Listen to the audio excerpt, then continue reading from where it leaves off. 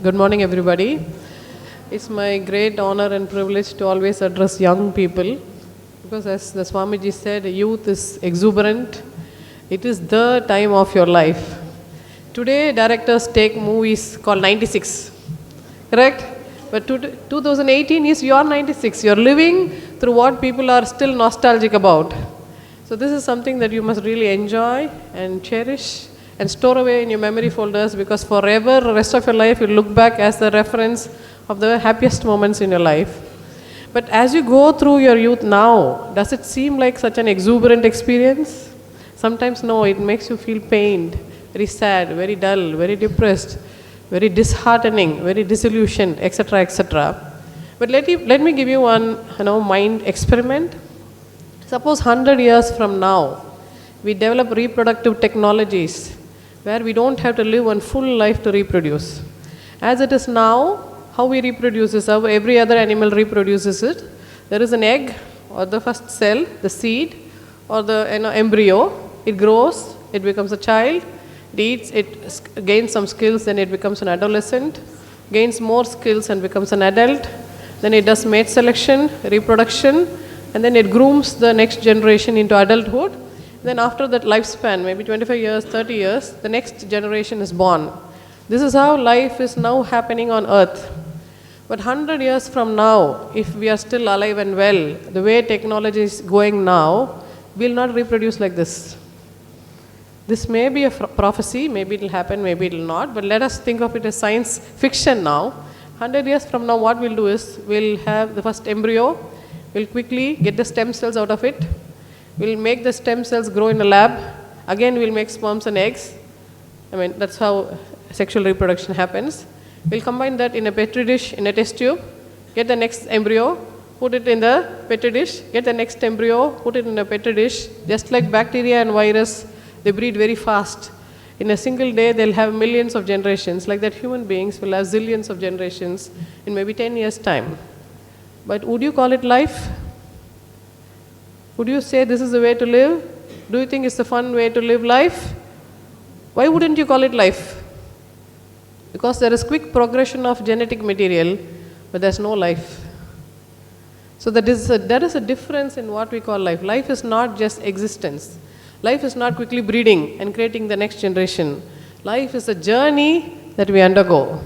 The journey is a mixed package. We'll have good things, we'll have bad things. There will be wonderful pages, there will be sad pages. There will be pages where we want to stop the journey. But there will be pages when we look back and think, this is the hardest time in my life. I've survived that. I'm proud of myself. This is how life happens. And this is how we should take our life forward.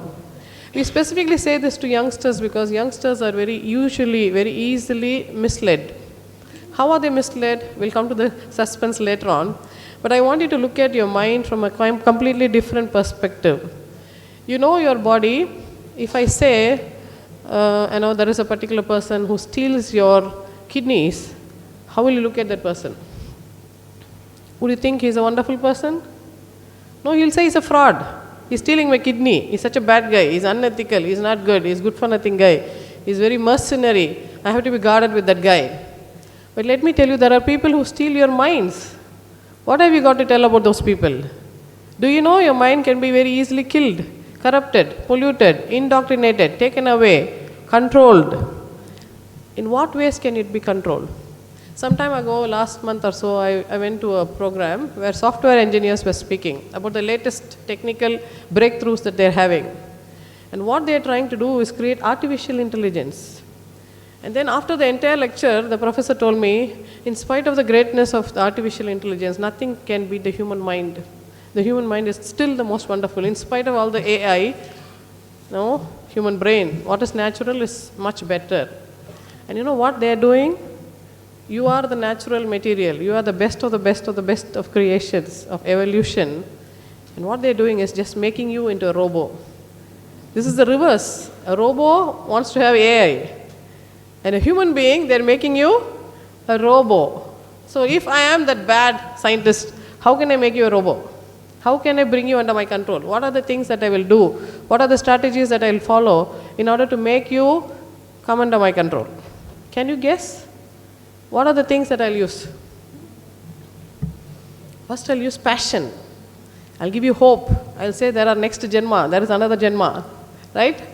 I will say, I will control it. I will do it for you. You have to do nothing. You give me the money, I will do everything. The end result will come to you. Will you accept that? We naturally will accept that. See, in India, there is a lot of quackery. Right? There are people who say, I'm healer. I'll treat it for you. Many people believe them. They don't want to go to a qualified doctor. Whether it is a psychiatrist or not, they don't want to go to the qualified doctor because the qualified doctor will say, change your diet, reduce the salt, go and walk, do exercise, go and help people, do this, do that, 10 things they give in the list.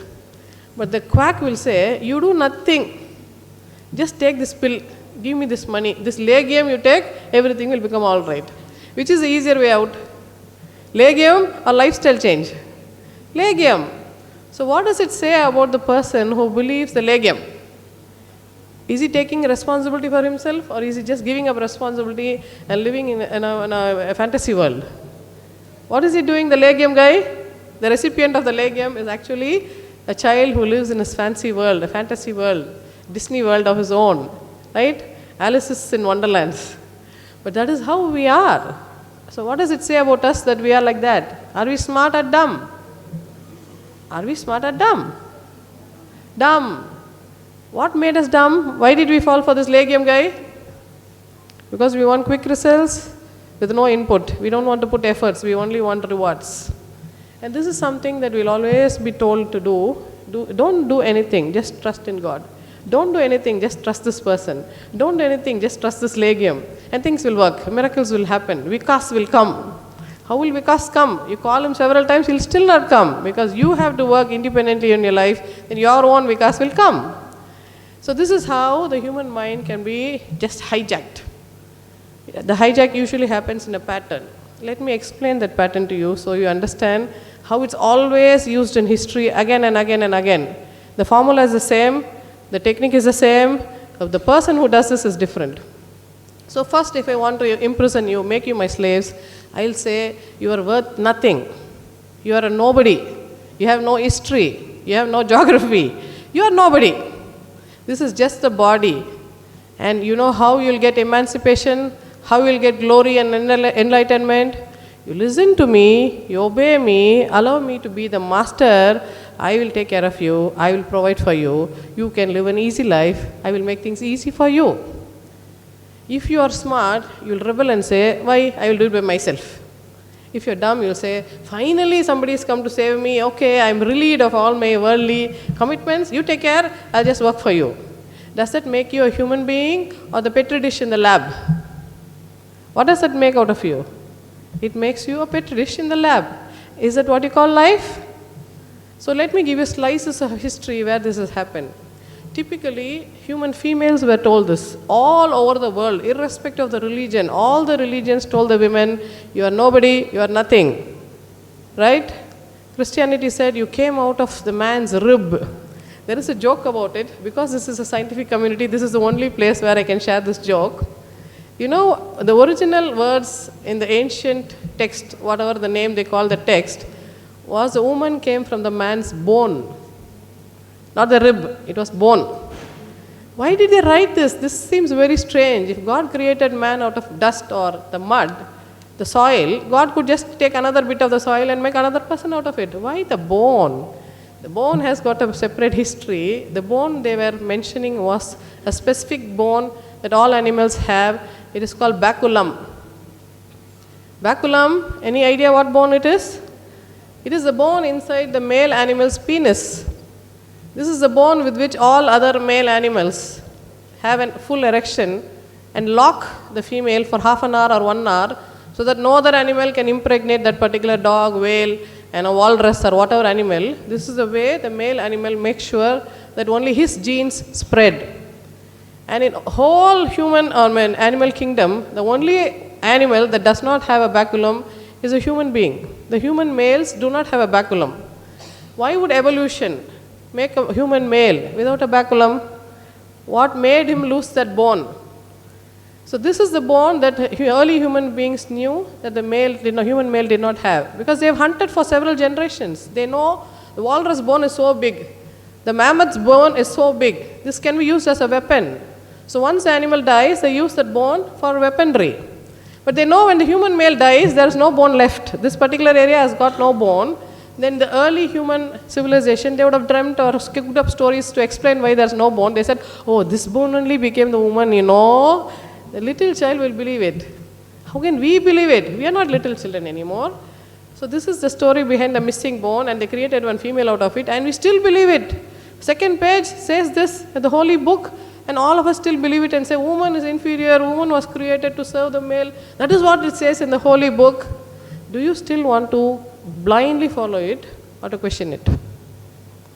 If you are dumb, if you are a life in the petri dish, if you do not have a separate brain to think for yourself, you will say, yes, probably, if it's given in that book, it must be true. But if you have your own brain, you will say, oh, what is this nonsense? Why did they write like this? I'll use my brain. My brain is still unhijacked. I will use my brain, think for myself, come to my own conclusions. Let me give you another example. There are certain religions, for example, Buddhism, in which a woman cannot become the head priest. Earlier than that, in the Greek civilization, the oracle was a female. Whose oracle? Oracle was a woman who will prophesy what is going to happen in the next war, who is going to win in the war.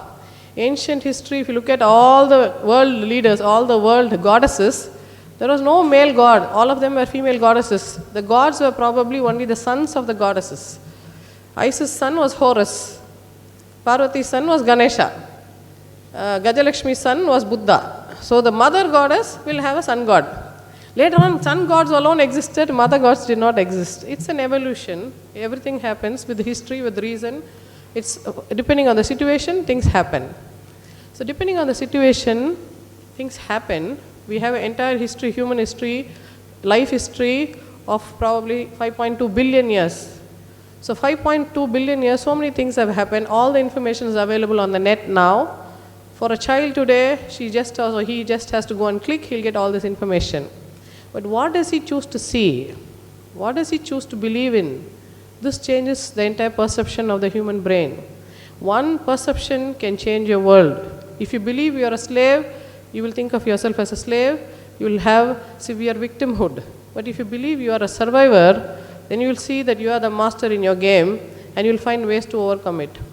So this is why it's very important for youngsters to understand, as you see right now in front of you, you see people, you see chromosomes, you see packaged genetic material, but also through history, evolutionary time, there is packaged information called memes. Young children of your age, you know the word meme. But in our time, the only meme that we knew was the meme that Richard Dawkins spoke about. Richard Dawkins coined the word meme to substitute for gene. Gene is a material that travels from one senior generation to the junior generation. Meme is something that travels from one human mind to another human mind. And you'll be very surprised to know human beings are the only creatures that can reproduce using memes. As I told you earlier, the petri dish, we give genes. Genes will spread fast. But without memes, it cannot survive. Let me give you another example of how your meme, your belief system can change your survival pattern. I'm again going back to a religious context, so that is where we are totally blind. Other things we'll immediately understand, but when it comes to religion, we'll completely be blind because that's how we have been trained. In early Japan, maybe 400 years ago, the Japanese empire did not like Christianity. So the Japanese emperor in this town square, he would order all the Christian families to be burnt alive. So in one such situation, the mother with 3 children, they were going to be burnt alive. The child hugged the mother and said, "Mommy, what is going to happen?" The mother didn't say we are going to die. She said we are going to go to the next world. We are going to go to the next life. Because she truly believed that after this death, there was life. That was what ancient religions told the people. They said Jainism, Buddhism, all these religions, they said there are so many karmas, janmas, depending on your karma, you will get whatever you get in this janma. And so really the mother believed that she was saving the children from this tyrant king and taking them to the golden kingdom of God. But today, do you believe there is a kingdom of God? These children, did they go to the kingdom of God? Where did these children go? They just died because the mother was dumb. The mother should have told the king, it's okay, you don't want me to follow this particular religion, I'll get rid of it, no problem. You take care of me and my children, don't trouble my children. Is this what the mother is supposed to say? That's what the mother is supposed to say. But she was trying to save one mythical, magical, fantasy god and his kingdom, and she actually put her children to danger. What went wrong? Where was she wrong? Where did she lose out on her role as a mother? Because her brain was hijacked. So this is where we have to be very careful, especially today, because youngsters, you don't have the experience, you don't have the knowledge, you don't have the length and breadth, nobody can have, but you have less than the seniors could have. So it's very easy to trigger you into passion by saying, this guy is the other, you go and kill him. And all of them would go and kill. Very recent example, some 70 years ago, when Hitler was the Chancellor of Germany, what did the Jews do? They were just there. He could have said, you go study well, surpass, there is competition, you go and survive and prove that you can supersede the Jew. But he said, I am the agent of God, I know what I am doing, these Jews are bad guys, let's kill them all. And you know whom he chose for this killing expedition? He chose the most brilliant German soldiers, brilliant doctors, brilliant scientists. The brilliant doctor went and gassed children to death. Shouldn't the doctor have thought, why should I even kill this child? These all poor, helpless, completely hapless victims. Why should I go and gas them to death? Why didn't the doctor think like that? What made the doctor do this grave human, rights crime? Because the doctor thought what he was doing is right. Because he was groomed into believing that the other person is not human. The other person could be killed. This was a doctor who was trained, scientist, Western developed German country, great doctor, did this mistake. But there was another guy whose name was Cassius Clay. He was a boxer. And he was told, go to Vietnam, go and kill. He said, why would I go and kill in Vietnam? I will not go to Vietnam, I will not kill. The American government said, if you don't do it, you are not a patriot. He said, so does that make the Vietnamese people inhuman, non-human, other than human? They are humans as good as I am. They are as equal as me. I will not go and kill. Whatever name you give, whatever color difference you show me, whatever label difference you show me, they are the human beings of another country. They are living in their country. Why should I go and kill them there? Whom do you rate higher? The guy who's just boxing for a living, or the scientist who's trained for several years in different academic universities, different organizations, is trained, who goes and gasses children to death? Who's better for you in your eyes now? The boxer's name is Muhammad Ali. The scientist is not worthy of being named. But after this, the entire community, the entire human community woke up to the horrors that the human mind can do. And only then, in the Declaration of Helsinki, they said there is something called human right. Every human has a right, whether he is disabled or not, whether he is a person with alternative gender orientation or a straight orientation, whether he is religious or not, whether he is coming from a developed nation or a poor nation, whether he is coming from the so-called upper caste or so-called lower caste, whether it's a man or a woman, whether she is a woman of so-called virtue or women with no so-called virtue. Everybody is equal under international law. But today we live in very dire situations where all of this is being submerged, and again in the name of patriotism, again in the name of God, again in the name of caste, again in the name of differentiation. We are trained to believe that the other person is not equal to us. This is very, very dangerous. This is why I am here to tell you, your mind is a very fertile land. If you are able to open your brain and take out the neurons, it will fill this entire university. It is such a fertile soil. The words that we use to describe brain are coming from botany. We say the brain branches out, right? The words that we use are straight from agriculture. We prune. There is something called pruning enzyme. The brain, it prunes itself based on what it gets. And whatever is good for its survival, the brain will keep. And whatever is not good for its survival, the brain will delete. And how does the brain choose what is good for itself and not good for itself? It comes from what it hears from others. That's why this entire topic is named Seeds in the Mind, because ancient people have always known The mind is a garden, we have to put good seeds in it. That is why seminar they call it. If you have thought about it, if you have reflected about it, why is it called a seminar? Semen means seed.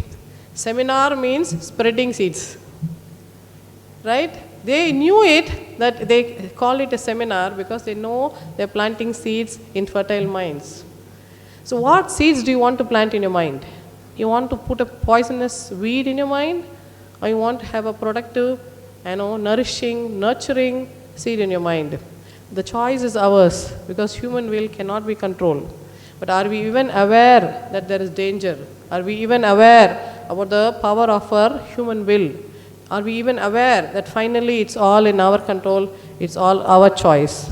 Suppose we realize that I have the control, it is my mind, it's my choice, I decide which seed to put inside it, then we'll gain mastery. And for this mastery, we have to be very vigilant, we have to be very mindful, we have to know what's going on around us in this world. There is a Tirukural that the people who do not understand Tamil might not know, I'll translate it for you. There is a Tirukural that says, Mananalam mannuyirku akkam, inanalam ella pugalum tarum. Mananalam is mental health. Some guy wrote this 2000 years ago. Mananalam mannuyirku akkam. If your mind is fine, every life form on this earth can live well. Inanalam, whom you associate with, that decides your fate. That decides whether you're going to live a life of fame or a life of shame. Because if you associate the German soldiers, whom did they associate with? Who was the chancellor? Hitler. Did this association bring them fame or shame? Suppose you associate with somebody who does not offer you nurturing, who does not teach you to love all human beings, all creatures the same, then you will fall into the trap, your mind will get hijacked, you will land in a life of shame. So always, when you learn something from somebody else, please think, is it good for me? Is it good for my family? Is it good for my society? That is why in ancient Rigveda, they say, Asatoma sargamaya, tamosoma jyotirgamaya, mrityuma amrutung gamaya. Right? The meaning is, Asatoma, from ignorance, let there be knowledge. From, immortality, let there be mortality. From mortality, let there be immortality. And then from darkness, Jyotirgamaya, let there be light. And then they say, Om Shanti, Om Shanti, Om Shanti. Why 3 Om Shanti? Why not 1 Om Shanti? Because they knew, let there be peace within me. Let there be peace in my family. Let there be peace in my community. The same we say for mental health, choose the memes that are around you wisely. The memes that are good for you, that are healthy for you, that are good for your survival, that are good for the survival of the family, and good for the survival of the society. Om Shanti, Om Shanti, Om Shanti. Om survival, Om survival, Om peace. But the rings, the circles, the zones, the domains that we must always think about is it good for me, my family, and my society? If all the youngsters of today can apply these rules from early on, they'll choose very wisely. They'll choose the leaders. They'll choose their memes very wisely. And eventually, when they become future leaders, our job is easily done. So today, I've come here to plant these, eternal, timeless, very ancient seeds in your mind. All life is equal, and we need to treat them well. Even if the other person is not you, it's not somebody you identify with. You are straight, the other person is gay. You are non-Dalit, the other person is Dalit. You are male, the other person is female. You are Hindu, the other person is Muslim. You do not eat beef, the other person eats beef. But still, the other person has a life. You have to protect it. That is how nurturing happens. That's how compassion and empathy work. That's how mental health works. Thank you very much.